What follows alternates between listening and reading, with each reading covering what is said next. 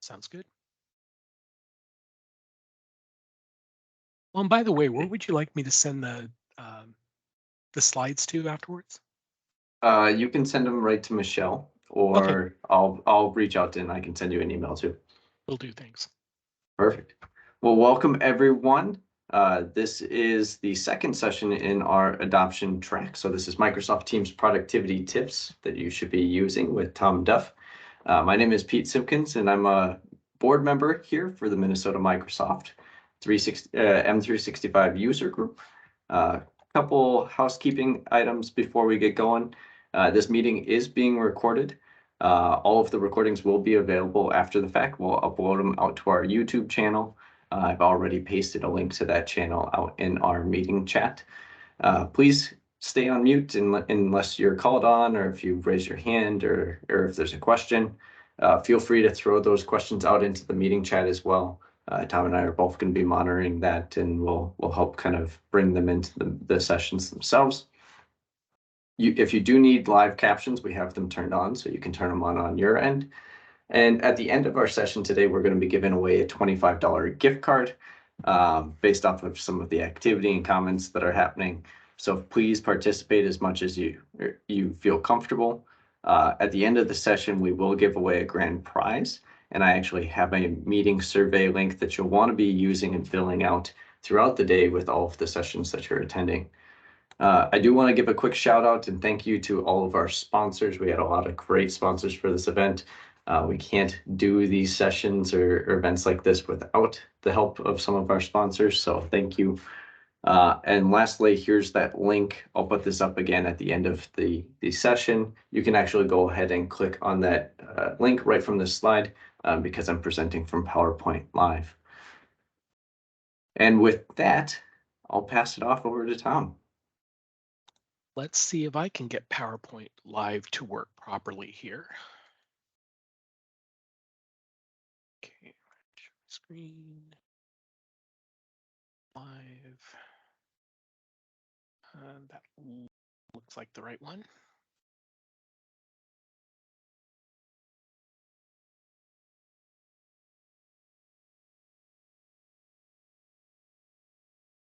Okay, I'm assuming that I see thumbs up, so I'm guessing you can see it. So welcome everyone.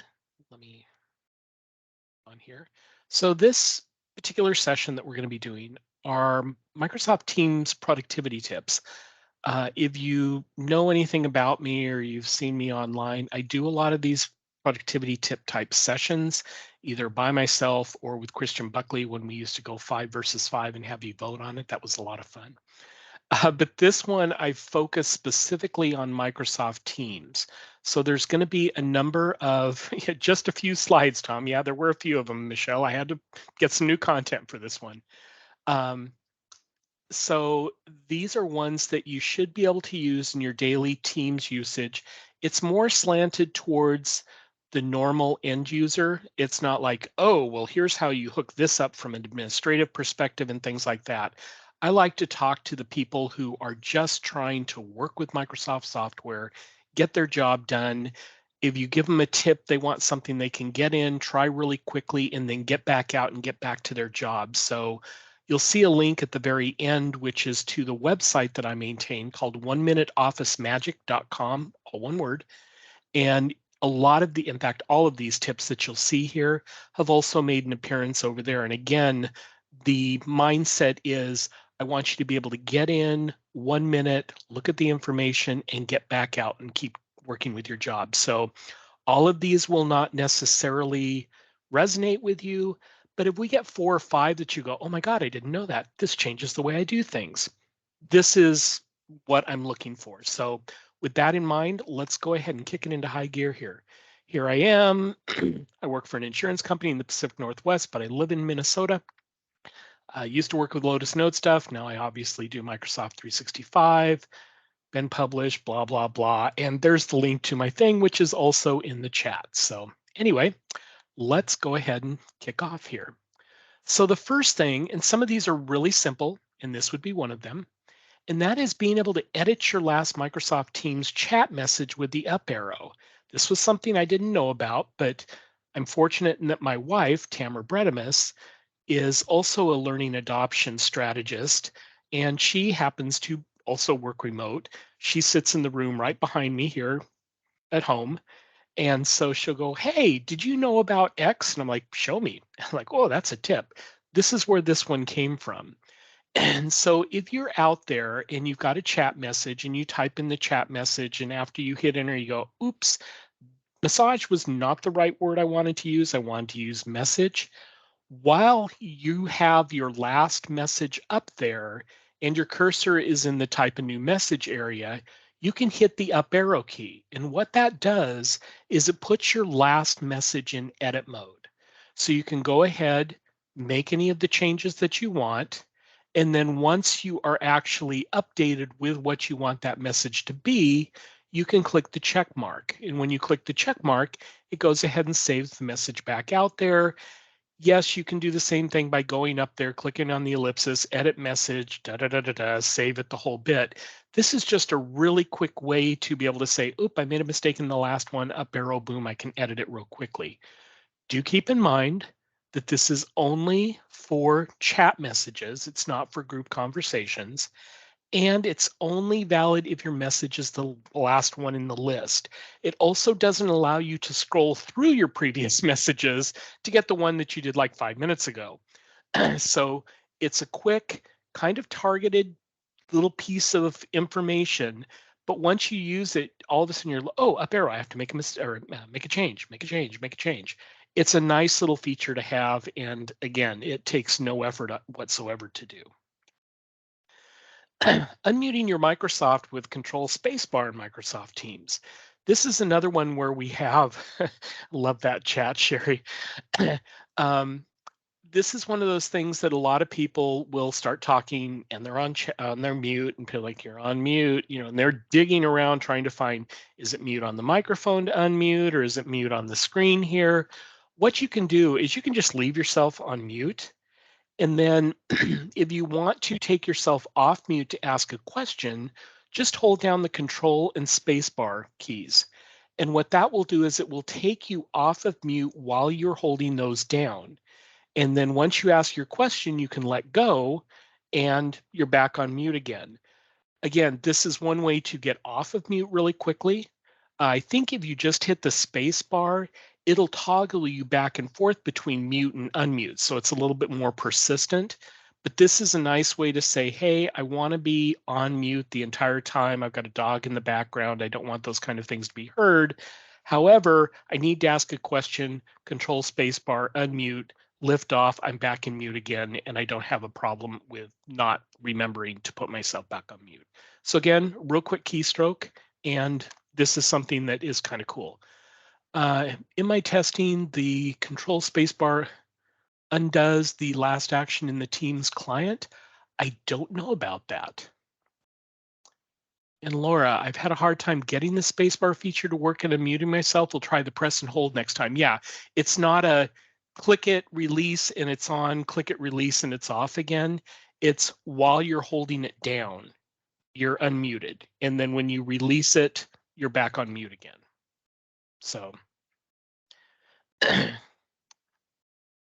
using Excel Live in Microsoft Teams, we were really excited about this when we found it hit our client about 3 or 4 weeks ago. And we thought, hey, let's go ahead and give this a try. And when the person and I were doing this live for a group of people, we said, hey, we're going to show you how this works. So in order to kick it off, and she had to do it because for some reason I still don't have it in mind. You go to share your screen. Underneath PowerPoint Live, you have Excel Live. So you just pick the spreadsheet that you want to share. And once you select the spreadsheet, it says, hey, just want to let you know, when we put this up on the screen, this is going to be shared with everybody in the meeting. Click share and boom, you have the Excel spreadsheet on your screen. People can go in, start making changes. We had people who really loved images, so they kept putting images on there. Works really nice. Some people are like, well, isn't this just like collaborative editing? It is, but it's collaborative editing with the ability to be able to talk through things in a meeting setting. So you could just say, here's the spreadsheet, go out to this link, make your changes, let me know when you're done. Here you can say, here's the link, I'm sharing it, make your changes. Oh, Bob, please fix that other cell over there.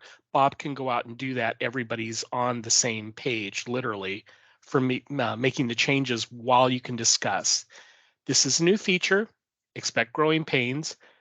We tried this with not a whole lot of testing, and we found that in our meeting of like 60 or 70 people, we shared the link and everything went, 25 people got in, everybody else got, you're blocked, sorry, you can't get in, this is locked. We're like, what is going on here? Well, then somebody found that it truly is only having 25 people in a meeting. I'm assuming that at some point Microsoft will want to increase that to have more people who can be working on it at the same time.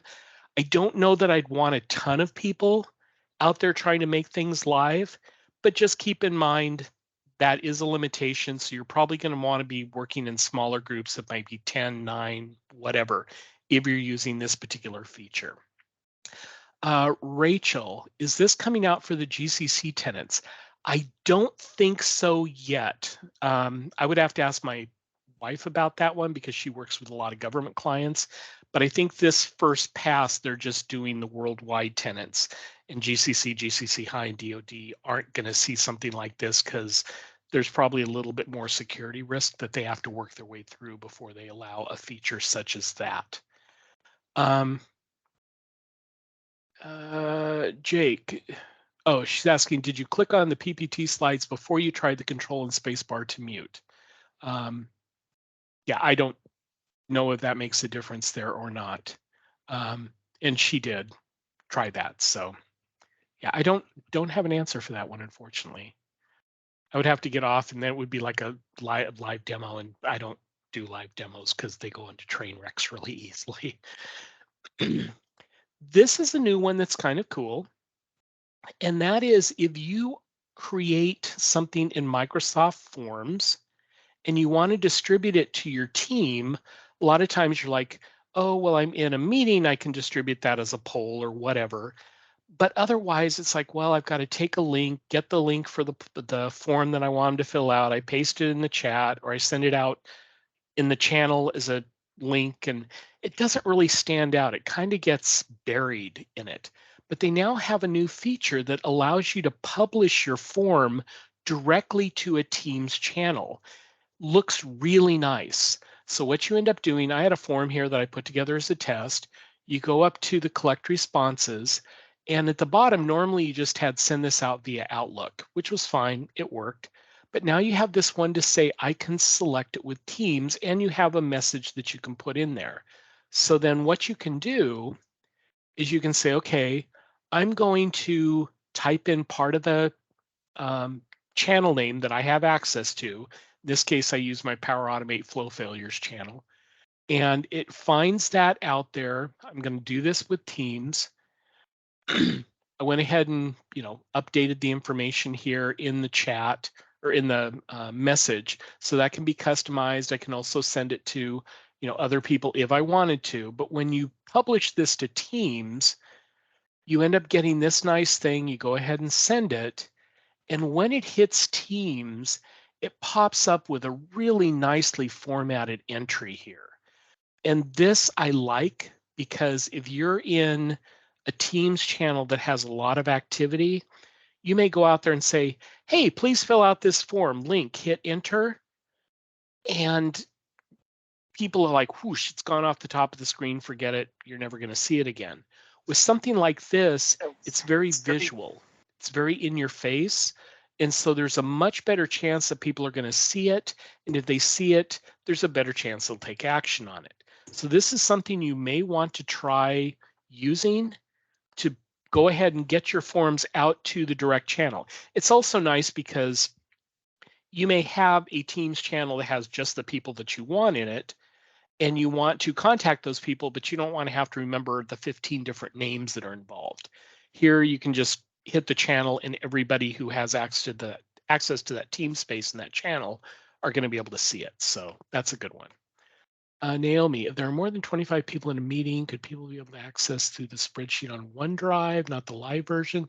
I would think so. That would be an interesting workaround. Of course, some people may get really weirded out in the fact that they see things starting to change on the screen and they don't necessarily know where those changes are coming from. But that would be interesting to try. Good suggestion. I'll have to give that a shot when my coworker who has it in her particular client has that. And give that a try. I'm going to use the new Teams channel delivery for a form today. Haven't tried it yet, so this will be helpful. Yeah, it should work really well. I enjoy using this particular feature to get any form information out there that I need to. Sending emails to a Microsoft channel. I don't know that everybody is aware of the fact that every channel you have in a Microsoft Teams workspace has an email address associated with it. So in this particular case, if you went out to, I've got this Microsoft 365 Connect one, we have a training spotlight channel here. If I click on the ellipsis and I get the drop down, I can do get email address. And when I get the email address, this basically tells me if I want to send an email to that training spotlight channel, here's the address that I can use. I can just copy and paste it in there, put that into my email, forward it or whatever I need to do. And I can also restrict it to, only be sent from certain areas so we don't get spammed and stuff like that. But then when I click save, I can now go out and forward an email like I did in this particular case and put this training opportunity in our training spotlight video without having to try to copy and paste all the information over there. I will admit that if you're trying to do this by using forward or something like that, you may want to, once you do the forward and you put the address in there, you may want to do a little bit of cleanup on the email so it doesn't have the whole top part, which is your forwarding information and your signature and then all the content below it. But the ability, even like if you had workflows, if you had emails coming out in workflows, and instead of sending them to 15 people, maybe you choose just to send it to that particular channel using the channel email address. It's a different way of thinking about getting your notices out. So keep that in mind next time you're wondering, these are people I need to notify about something. You can go ahead and use those email addresses. Use the email forwarding rules to direct channels to a message. Good idea. I like that one. I knew about the email to Teams feature, but forgot after using it. Yeah, it's one of those ones that it's not in your face. And if you never knew about it, yeah, you're going to have problems remembering it. If you did know about it, you may just need a refresher knowing that it's still out there. So this is kind of a cool feature that I was shown by somebody. And if you hear me mention Sandra, Sandra's my coworker. If you've seen us present before, we present together a lot of times. We have a whole lot of fun doing it.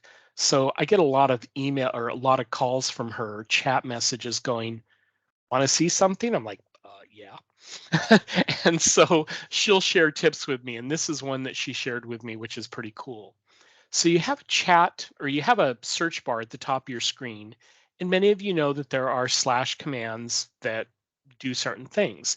One of the things that you have is slash chat. So if you click slash chat in that search bar, the first thing it'll do is a pop up with a area for person and a message, an area for typing a message. So in this particular case, I started typing in Duff, my last name, and it gave me a drop-down list of names to choose from. So I just selected myself. And then in the type a message area, I could just type a really short message. And then once I hit enter there, it actually gets put out to my chat with yourself feature, which we'll be covering later. I love chat with yourself. This is nice for just like really quick messages. You know, Sandra, hey, need to talk. I don't think I'd want to do a 4 or 5 line message using the chat bar, but that's an option. There is a different variation of this that was the one that she actually showed me, but I forgot when I was doing this tip. And that is when you do slash, instead of doing slash chat, you could do slash, and in her case, type in Mahan, and it would automatically put her name into that chat area. and then you could put in the quick message and hit enter and it would go out. So you don't always have to do the /chat. You can always do / and the name of the person, and it will get you to the point where you're typing your message a lot faster. So creating tasks from Microsoft Teams chat entry. This is one where I stored or showed it in our internal presentations that we do for people.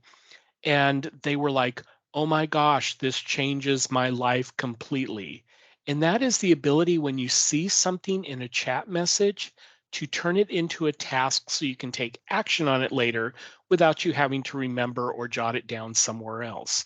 So in this particular case, we had a conversation going. We were speaking at Branson. There was a party on Monday night with the speakers, and I wanted to do something in terms of making that a task because I needed to do a follow up on it.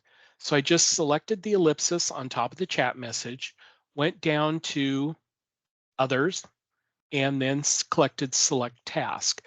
Don't select like create work item or things like that because that launches things in Azure and that's not where you want to go. But create task, when you do that, it brings up the typical, hey, here's a task. Where do I want to create it at? What's the priority? What's the date that it's due? The nice thing is it gives you the text of the message that you want, tells you who sent it at what time, and it gives you a link back to that. That is really awesome. I love that. And then when you click on add tasks, it goes ahead and sticks it out there in your task by planner and to do, which I live by, and it shows up as a task. This is great. I don't have to remember to go back to that task. It's out there right now, and I will know when I need to follow up on it. And if you're not a task by planner and to do person, you just like the regular to do app, since everything syncs up out there, it ends up showing up in to do also. So this is something that's really nice. I highly recommend you start getting into the mindset of going, oh, there's something in this task that I need, or something in this chat that I need to turn into a task. Turn it into a task this way. I know Christian Buckley, who I've done sessions like this with before, he also says that that is something you can do if you highlight something in an Outlook email. I need to look that up and try it myself and put a tip out there on my 1 Minute Office Magic site. He's got it out on his site. But it's another way that you can take a lot of information in a message or a chat or something and just highlight out the pieces that you need to follow up and make sure that they're on a task where it's trackable. So another good one that I really like. And thank you. I'm glad you all like these tips. I really like these also. Does anyone know if the add task from a chat feature will come to Teams Mobile? It's not available on iOS app. I don't know about that. I have Teams Mobile. I don't use it a lot. That would be interesting to see. I would imagine eventually they'll get there, but they may not be there yet. It says it all. Oh, and it works on Android. Then yeah, I'm sure that iOS will eventually get there. What an You know, angle. I think we've got somebody who needs to mute. Voice going on. So usability improvements. This is something that changed the way that a lot of your different notifications show up in your meetings. It used to be that, you know, you would have a yellow message bar coming across that said you're now recording, and then you had another message that happened to show up like at the bottom of the screen. And so you're kind of searching all over the place for all the different messages that pop up. Well, what Microsoft finally did is basically consolidated all the in-meeting notifications, and they all now appear at the top center of your screen and they stack. So you can sit there and say, oh, poor network quality. Okay, fine, nothing I can do about that. Let's close it, click the X, and then the next one underneath that pops to the top. Oh, you've got hands raised. You know, you've got a chat message that came up. You don't have to do anything. This is just the way it works now. And yeah, just keep an eye open for that. If you go, oh, I'm not getting any messages, you may need to look at the top of your screen. You may have a big pile of them that you need to clear out because they may be covering up the content that you want to see. Kelly, the presentation will not only be helpful for me, but I plan to share as much as possible. I strongly suggest that you check out my 1minuteofficemagic.com site. Again, a lot of these things out here start there, and I am more than happy to have people, we call it R&D, rob and duplicate. Take the content, use it for your own. I've got a friend who actually calls that site in with RSS and presents it as an RSS feed to his organization. I'm like, great, awesome, go for it. So use that as a resource, borrow, quote unquote, liberally from it. I don't require that you say, well, do I have to attribute this to you? No, just go for it. If it helps you and it helps your users, that ultimately is where we want to be. So feel free to use that and take advantage of some of the stuff I've already done for you. Using adjust brightness and soft focus. This I like to kind of call the softening feature or the Vaseline feature, where they used to put Vaseline on the camera lenses so you looked kind of soft and dreamy rather than hard. And yeah.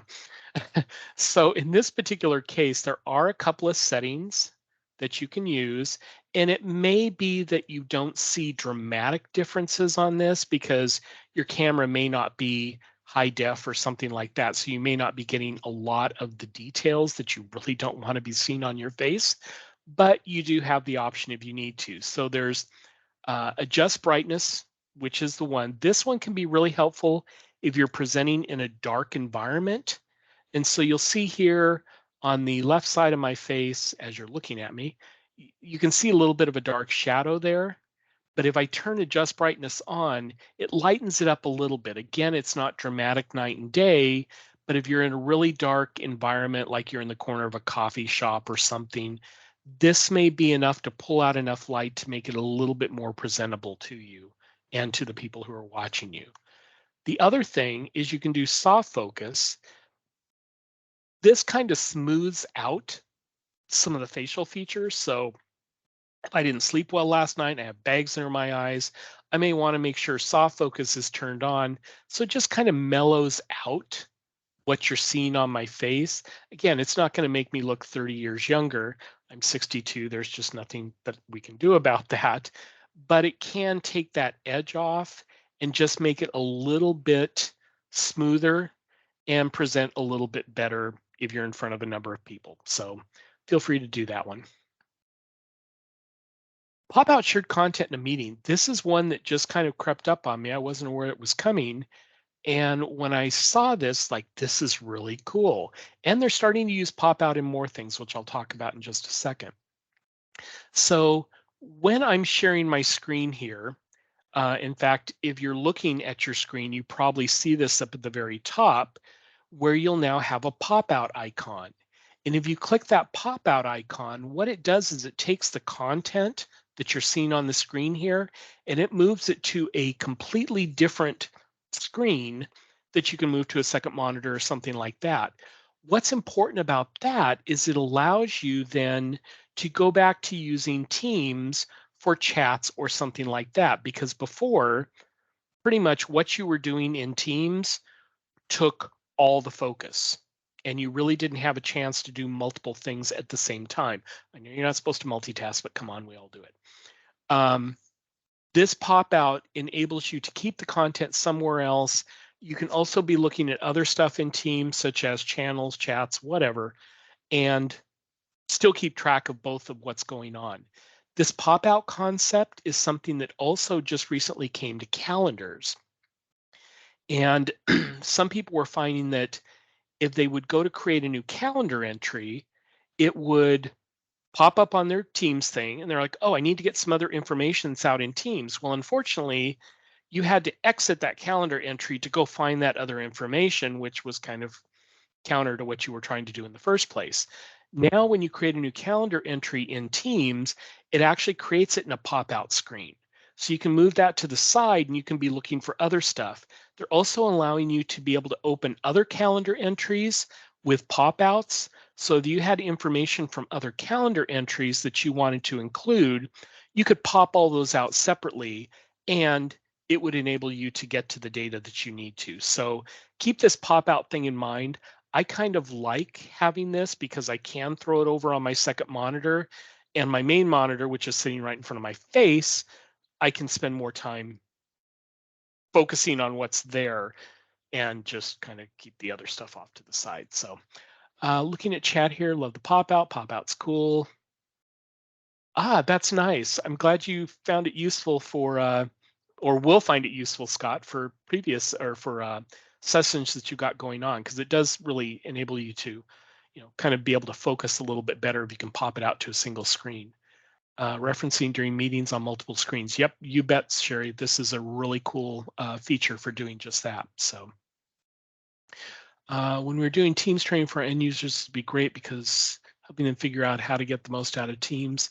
Yeah, team can be really challenging. There's so much going on and it changes all the time. Chat with self. I remember when this came out, I had people in actually the team that I work on, they were like, so I get to talk to myself now. Why would I want to talk to myself? I'm like, time out. This is actually a cool feature. And what it does is allows you, and you weren't able to do this before they gave you this feature, you can make short little notes to yourself. So if you're the type of person who sits with a lot of people or a lot of paper off to your side and you're like making these little, one-off notes, you can put them in OneNote, you can put them on paper, you can put them in a lot of different places, but now you can also put them in your chat with yourself area. And I like that because it enables you to kind of keep that as a little bit of a to-do list, because in this particular case, I'm on the Thomas Duff U, so I'm able to chat with myself, and I can put little short messages, I can put files there, I can put little, animated Jiffy units if I want to, it's all up to me. It may not be your style of working, but for some people, this is a lifesaver for them because they just get those short little, oh, remember to call the doctor. They don't want to put it somewhere else. They don't want to create a full-on task. They don't have paper or pen right next to them. Go put it in your chat with self. And then when you actually do that, you can just delete the message and keep it clean. And that can be kind of a do it, your own to-do, personal to-do list. So I like this a lot. I found that chat with self is great for spending things to your phone. Ooh, I like that one. That one is a really good idea. I'm gonna have to remember that one. Ooh. Chat with self loop components, that would be another good use for it.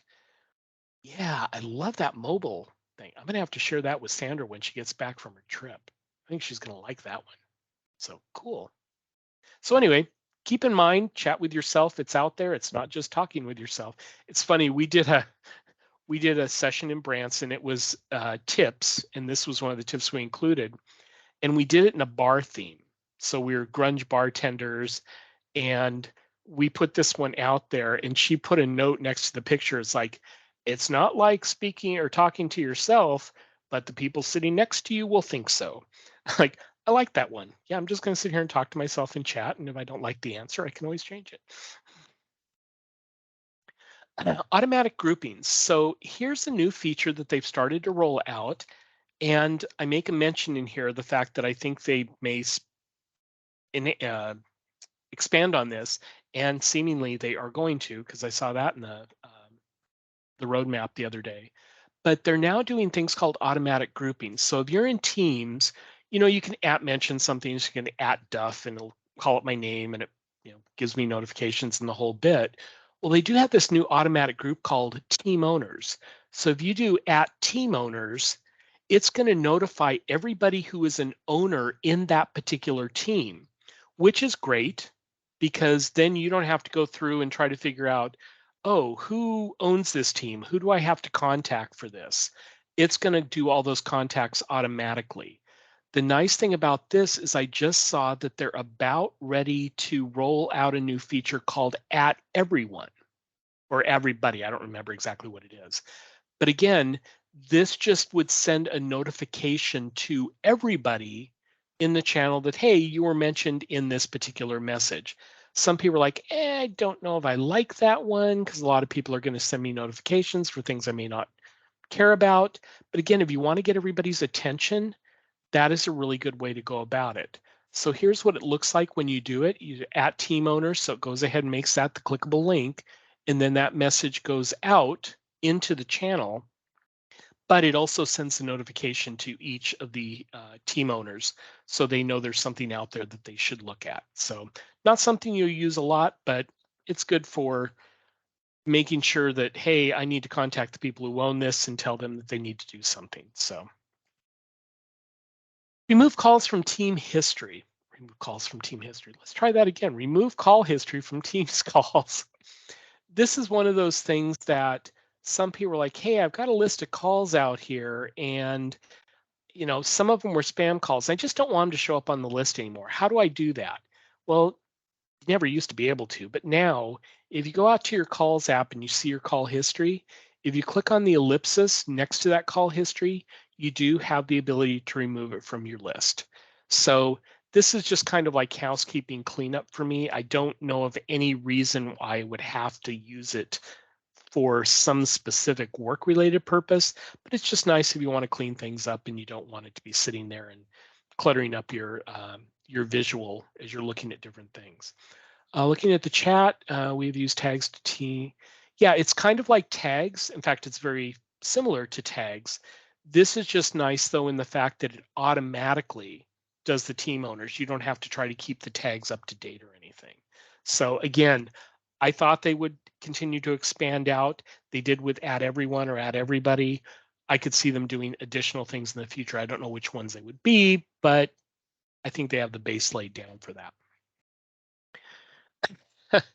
3D effluent emojis in Microsoft Teams. When this first hit our tenant, I had a lot of the people who, our business people were like, what's with the creepy emoticons? And I had to admit, some of them do look kind of creepy when you were used to the basic ones before. And the other thing that always hit my mind was with everything that's going on that you need to fix, you chose emojis, but actually came around to a difference there. So anyway, now when you go out to a Teams chat, you'll see a new palette of emojis. Yeah, they're different. They look different. They're kind of cool. The thing that was the difference maker for me, though, that I didn't understand when they first came up, but now I understand it, is for the people emoticons or the emojis that you have out there. When you click and hold on it, you now see that same person, but only with different skin colors. And so if you're trying to focus on diversity and inclusion, you can now actually start to target people to where you're communicating with them and it looks similar to them. So it's not like, oh, everybody's white in this company. Well, no, now you can use emoticons that have dark faces. Now, granted, nobody, I think, had a yellow face that was quite this shade. So you could say, well, it wasn't white to begin with. But again, now you can start to target your message and be more inclusive about things. So I find this really cool now that I understood that. Well done, Microsoft. It's still kind of creepy looking, but hey, I get it now. So yeah. Auto-suggested replies. Some of you may have seen this pop up, and this is kind of nice. When you're in a chat, you have auto-suggest replies. And so as you start to type things in and it starts to learn the words you use a lot, and again, like you said, Nick, so helpful on mobile, you can say, hey, respond to the message, and it gives you 3 different responses that you can use. They're all short, and you click on them, and they just automatically go into the chat. You don't have to type it in. You don't have to hit enter. Boom, it's there. We've had some people go, this freaks me out. It knows what I'm going to type. I want to turn it off. Well, you can go into general settings at the very bottom. You can turn suggested replies off if that really is something that matters to you. However, we've got some people that I work with and colleagues that are in the industry like, this makes such a huge difference to me because I can answer things so much more quickly and it knows what I need to say next. This is also part of what you see now in Outlook, especially if you're using Outlook on the web. You start to type, I need a, and all of a sudden the next word up there is recommendation. Like, that's exactly what I was going to say. So you tab over, and I think that, and it comes up with like the next three words, like, yeah, that's exactly what I was going to say there. It is a little freaky, but it's really nice in the fact that you can just start doing a lot of tabbing and fill in a lot of information. And again, if you're on mobile, the less that I have to use my thumbs or fingers to try to type out a message, the better. So look for that. You should have it in your tenant at this point. This is something that probably will not affect you, but I'll just let you know it's there. Sometimes when you're doing a video, you may find that when you're holding up a document, it looks fine for everybody else, but for you, the thing looks backwards. So I'm holding up something that says hello, but I may find, and this is with Mirror My Video turned off, I may find that it looks like this to me. And if I'm trying to teach somebody something, I'm saying, hey, if you look here, I'm having to try to look and adjust and see what's there, but the video that I'm, looking at doesn't look the same as what I would expect to see. This actually enables you to do that correction. So if for some reason your camera is not mirroring what you're showing correctly, you can always go into the options to mirror your videos and it will adjust that for you. So again, probably not something you're going to need, but just know that it's out there. This is another one that I got from my wife, which was really cool. If you're in Teams and you are typing a long message, you may think, I really would like to get some space between, say, the first line, like a line of spaces, and then continue on after that. Well, unfortunately, when you hit enter after the first line, it actually sends that out. It's like, okay, now the second line of the chat. And so you have multiple chats out there instead of just one chat message that has some additional white space in it. So what we can do with this is if you do shift enter after a line, it actually puts yourself on the next line in that same chat message and doesn't send it yet. So if you want to have information blank line, information blank line, information blank line, this will enable you to do that and send it out on just one chat. So again, like Nick said, you could do it by clicking format and do it all within there. This one's just really cool because you can do it in the flow of things and you don't have to think about it once you kind of get that muscle memory the first few times you do it. And yes, sometimes it's the very simple things that make us very, very happy. Seeing the order of raised hands in a Teams meeting. This happens again automatically. So if we're in a Teams meeting and you say, hey, if you have a question, raise your hand and we'll get to you in the order in which they came. Well, it used to be kind of hard to do that. Well, now what it does is it actually raises the hand and puts them in the order in which they were raised. So you can always just go to the top of the list. Oh, Sandra, you were first. Oh, Bob, you were second. And know who to call on in what order. So again, nothing that you have to do to get that, but it's a really nice way to be able to tell who got there first. Plus, if you're having a meeting where it's like, okay, raise your hand if you know the answer to X and you're trying to keep, okay, who raised their hand first? This does that for you automatically. So you can always find the winner for the quiz contest or whatever. Pinning a chat message in Microsoft Teams.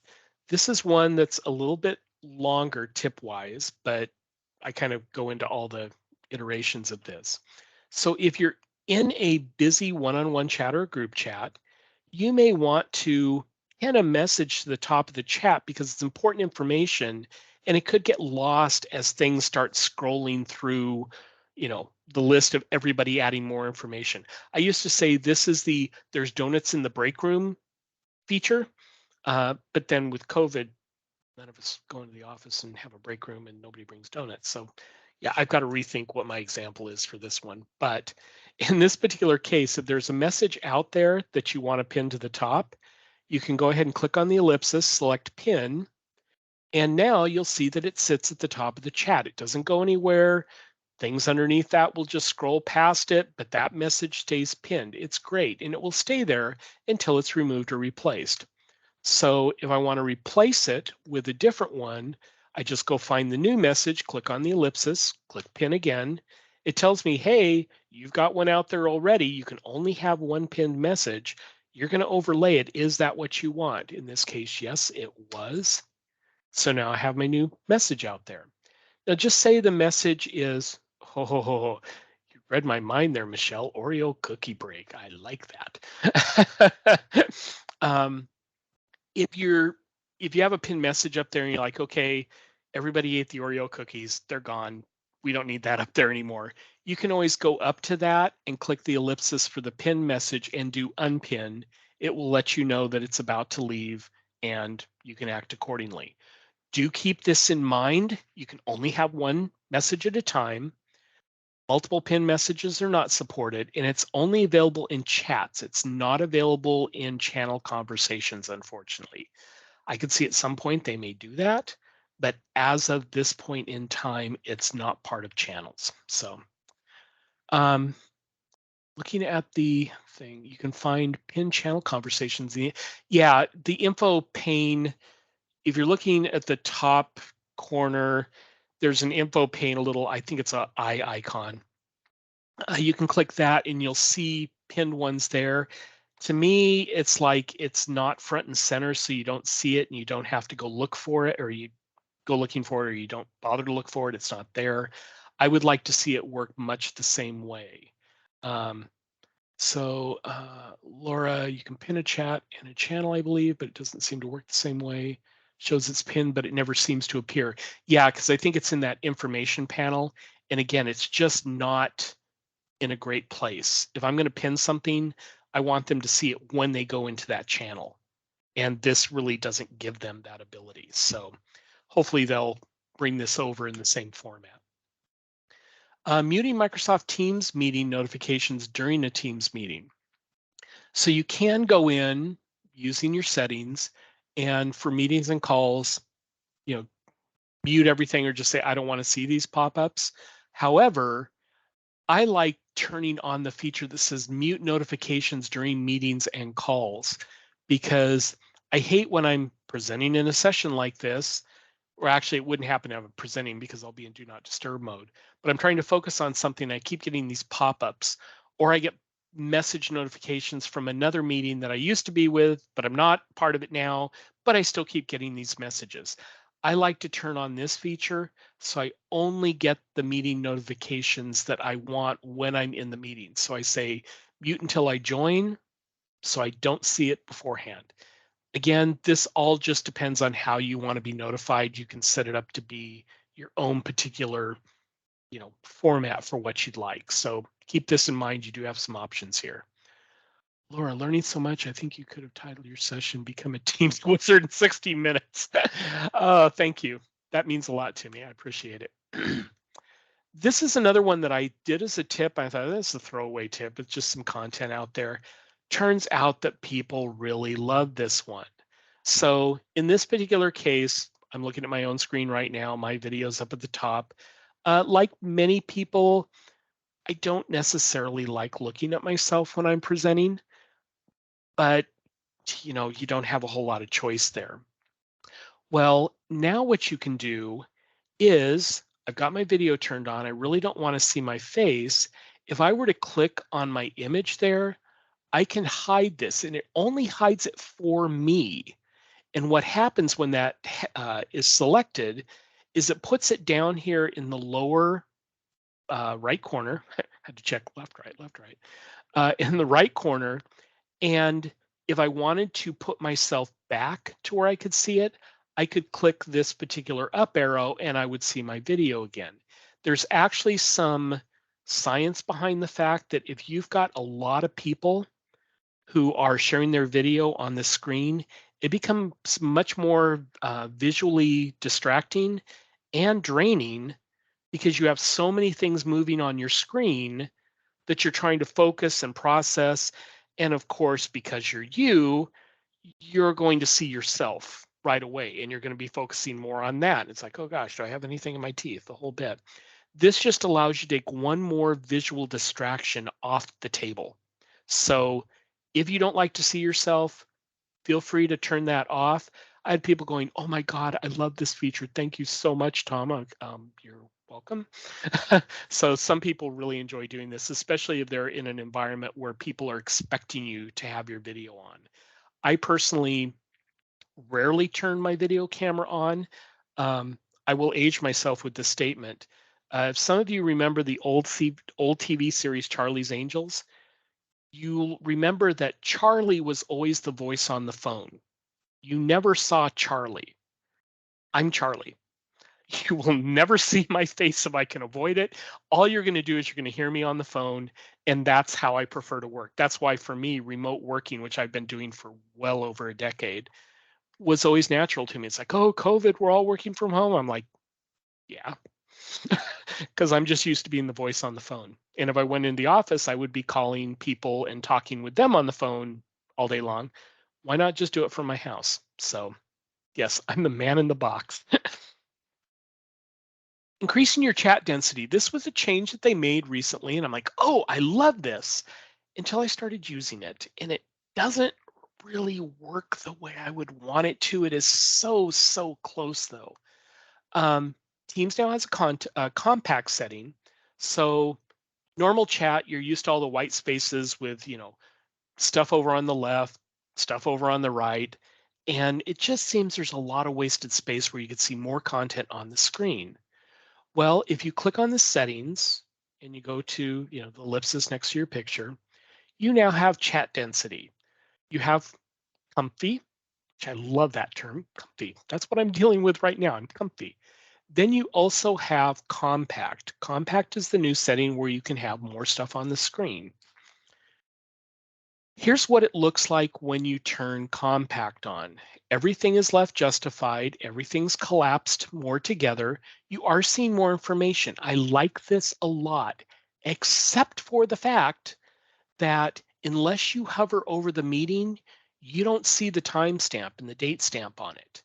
That to me is a major problem, because if I'm looking at just a list of messages here and I'm not hovering over anything, I don't have any idea if this just came in a minute ago or if it was this morning or this afternoon or yesterday or whatever. I really think they need to change this to always include the date time over on the right-hand side. If they did this, I would be in compact mode and I would never look back. Give it a try. This may work fine for you. Again, that lack of a date without hovering over is a real killer for me. So you do have that option, but it is out there. Reply to specific chat messages. This is something that was often requested because people say, well, in Slack, I can go out and I can respond to a specific message, which is really nice, because if you have a lot of activity going on and somebody posted something this morning, you come in 3 minutes or 3 hours later and you post the response, well, there could have been 35 messages between the original post and yours, and people are like, what are you talking about?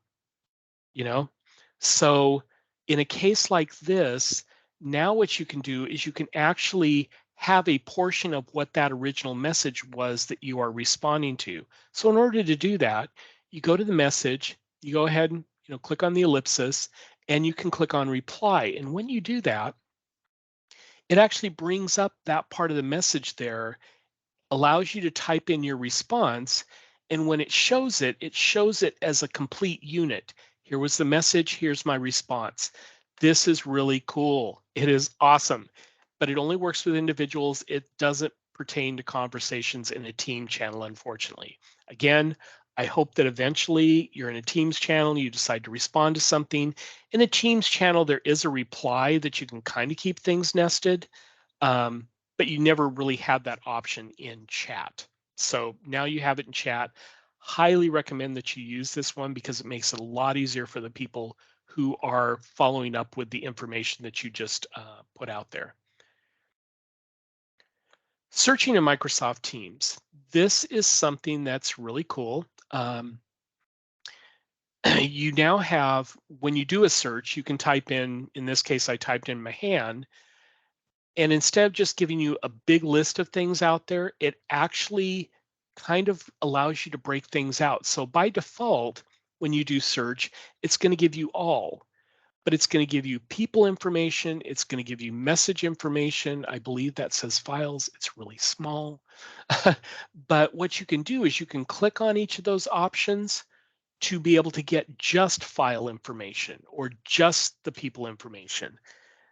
This doesn't really change necessarily how search looks, but it just allows you to see more of the specific information that you're looking for instead of having to wade through a lot of other stuff.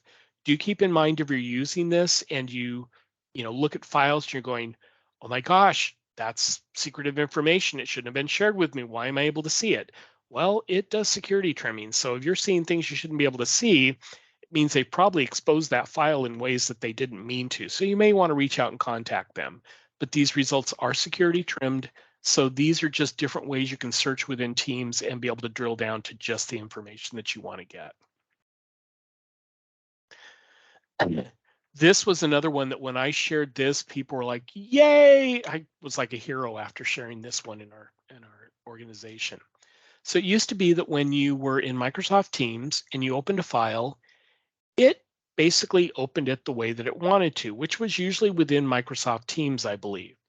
But unfortunately, that was more browser-based, or it's within the Teams framework, which you may not want to do. And it may be that you just really want to have that Excel file open in Excel because that has more power and you prefer working there. So instead of just saying we're always going to open it in Teams and then you have to reopen it in Outlook or in the actual client app, what you can do now is if you go to your Teams client, click on the ellipsis for settings, because that's where all the good stuff is. Under General, you now have, oh, I'm sorry. In General, you scroll down to the bottom of General and you have the option for files. And if you click the drop down next to these options, you can say, by default, open my files in Teams, open them in the desktop app, or open them in the browser. This only affects things for you. This is different than when you're out in a SharePoint library and you change the library to say, hey, instead of opening default, which is always the browser, open in the desktop app. And now everybody who uses that library gets it opening in the desktop app. This will just be for you. So if you have different preferences for me, I'm not going to mess you up. You're not going to mess me up. People thought this was just better than sliced bread, which again, I was like, oh, this is kind of cool. I'll put it out there. It was far more popular than I expected. So yes, people like that one. Any ideas for when desktop app is not an option? I'm not sure when it wouldn't be an option. Only seeing browser and Teams in the dropdown. Huh. I wonder if maybe if you don't have, let me open this one up here. Browser and Teams. I wonder if you don't, do you have the client applications installed? Yeah, I'm thinking like Pete said, I'm thinking it may be licensing because it may be that you're only licensed for using the browser-based versions of things. And so that does happen because I know that's like lower levels of Microsoft 365 where, yes, we give you the browser for everything, but we're not actually going to give you the actual client application. So I'm thinking that's probably what you're dealing with there. And I'm on premium. I don't know what the answer to that would be then. Keys reverting to opening Teams. I know, Laura, well, I think if you like have to clear your cache for some reason and go back in, it may reset it. But I think mine has stayed in most cases. So yeah, not sure about that one. Let's see, let me get back here. There we go. Chat bubbles in Microsoft Teams. So this is kind of nice in the fact that you can now have what they call chat bubbles turned on and off.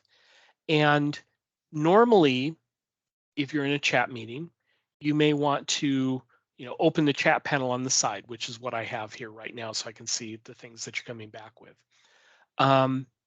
But it may be that you don't want to have that chat or the chat panel open. You want more space for things, or you want to have the people list in there, but you don't want to miss the chat messages, well, you can turn chat bubbles on. And what chat bubbles do is when people respond with some chat, you'll see that show up as kind of a message up at the top center of your screen. And it's just, I believe it's only on there briefly and then it disappears. So it just kind of gives you a real quick thing to say, hey, we have a chat there. I see that it's out there. It looked interesting. I'm going to turn on chat to see if there's any more information out there. Again, it's free. It is turned on by default. You can turn it off in your client, but just keep in mind that is an option if you don't necessarily want to have the chat panel open. Oops.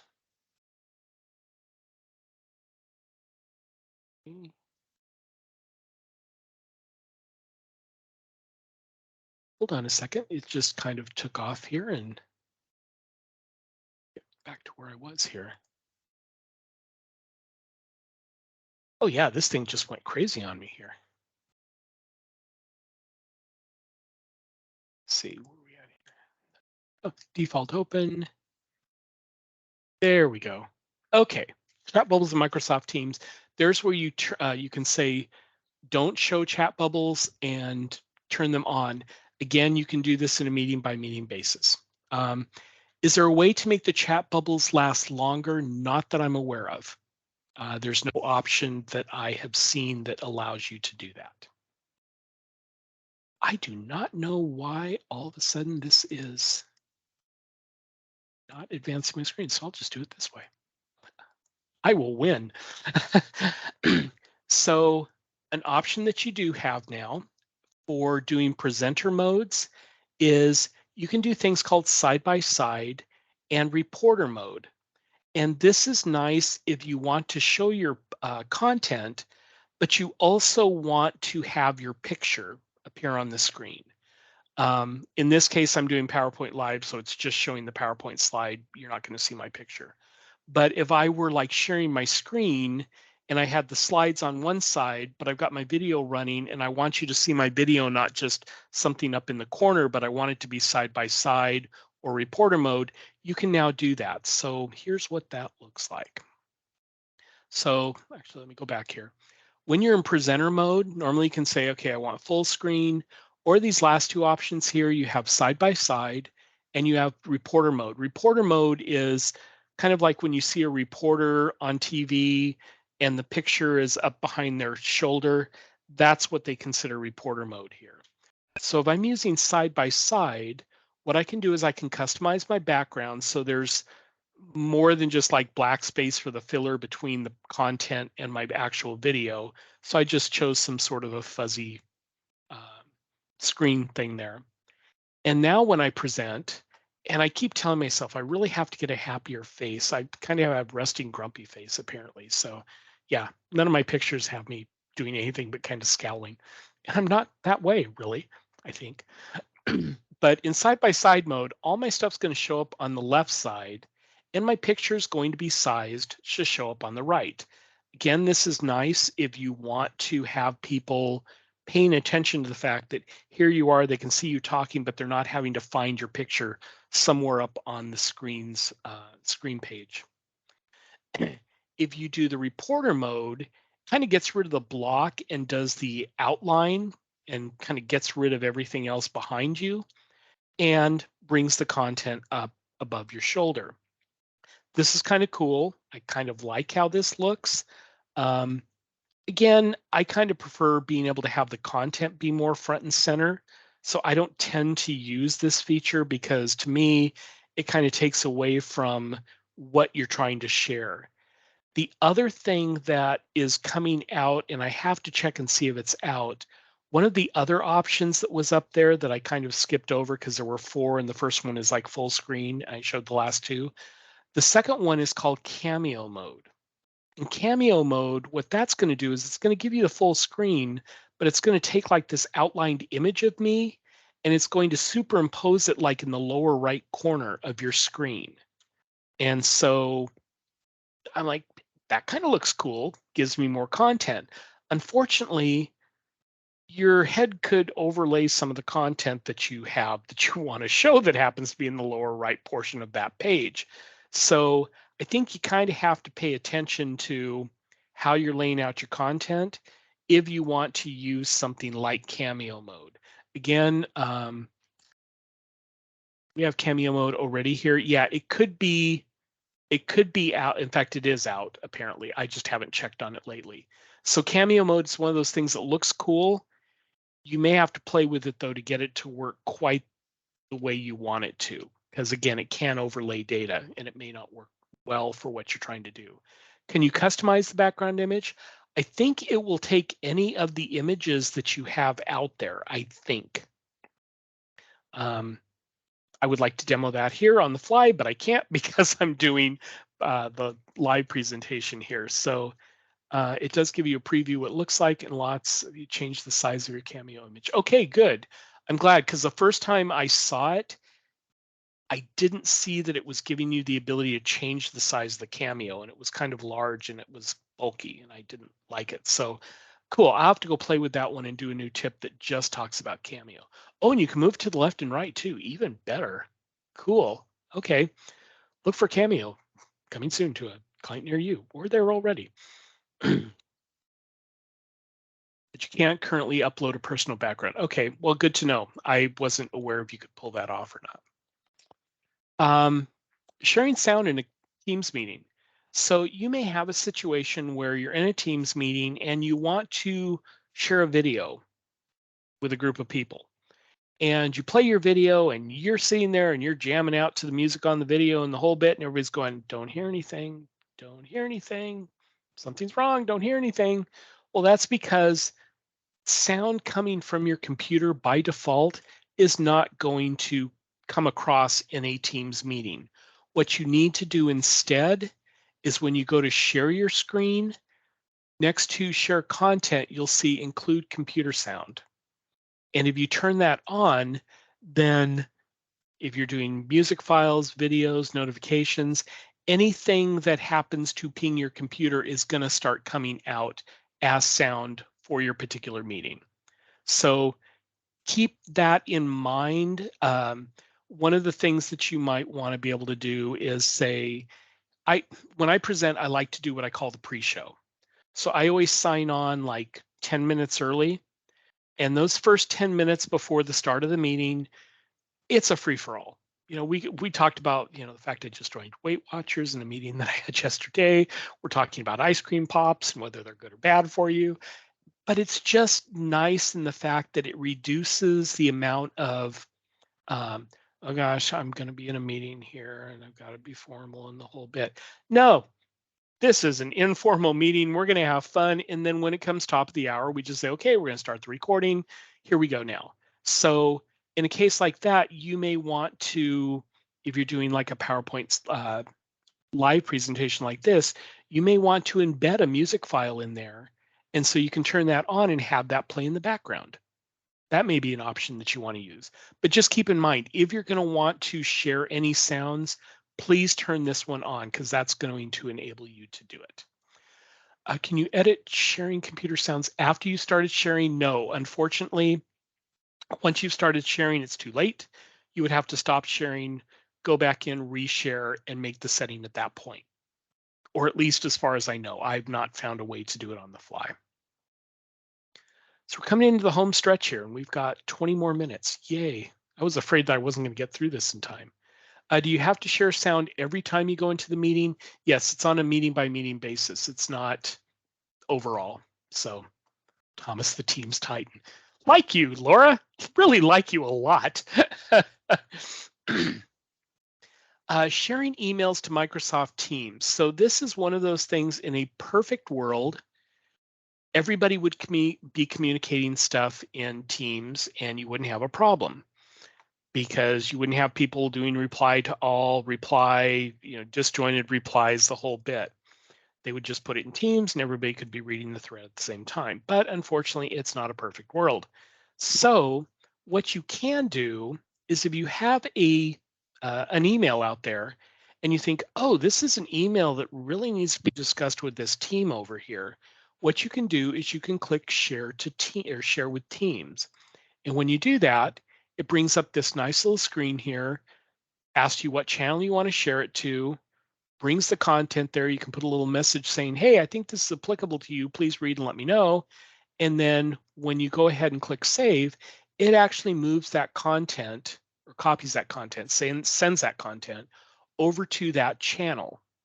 This is really nice then if you want to bring additional people into the conversation so that you don't have to worry about having only certain people in the email respond to you and the whole bit. Again, perfect world, they would be having the discussion in Teams, but people are so email centric that that's not always going to happen. So keep this in mind for trying to send certain types of information back into Teams where it probably should be used on a regular basis. On the flip side, you may have a situation where there's a Teams conversation going on and you need to get that information over to somebody, but they don't have access to the team. Well, now what you can do is you can go out to the particular message that you have out there, click the ellipsis, and you can actually email them a copy by using the share to Outlook feature. So in this particular one, I had a chat entry out here with Sandra. I wanted to send that over to Outlook. And when I do that, it brings up this nice little pane, allows me to pick who I need to send it to, put a little information, and it formats the information from Teams in a nice little format. Click send, and that email then shows up for whomever I sent it to with all that information. Again, it's the flip side of the last tip in the fact that, hey, it's great that we're having this in Teams, but there's somebody who maybe just needs an FYI that this information is going on, but they're not going to be part of the team. So you can get it to them in this particular fashion without, again, having to copy and paste in the whole bit.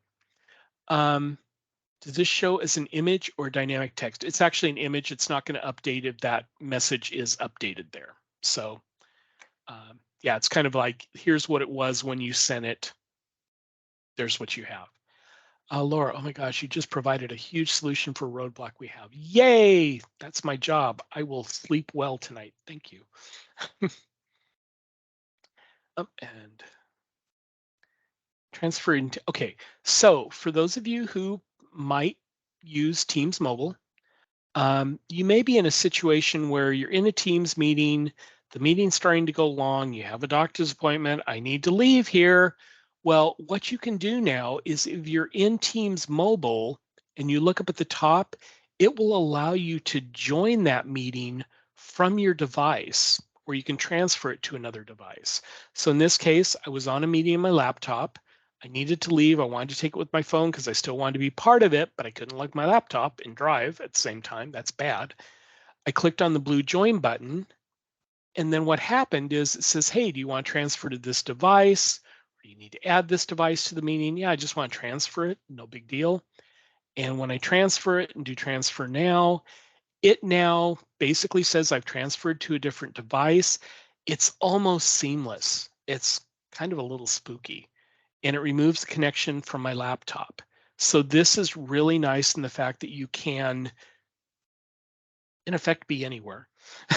And it still looks like you're in the meeting, still looks like you're paying attention, but you can switch to devices that are a little bit more mobile or allows you to move around a lot if you need to do that.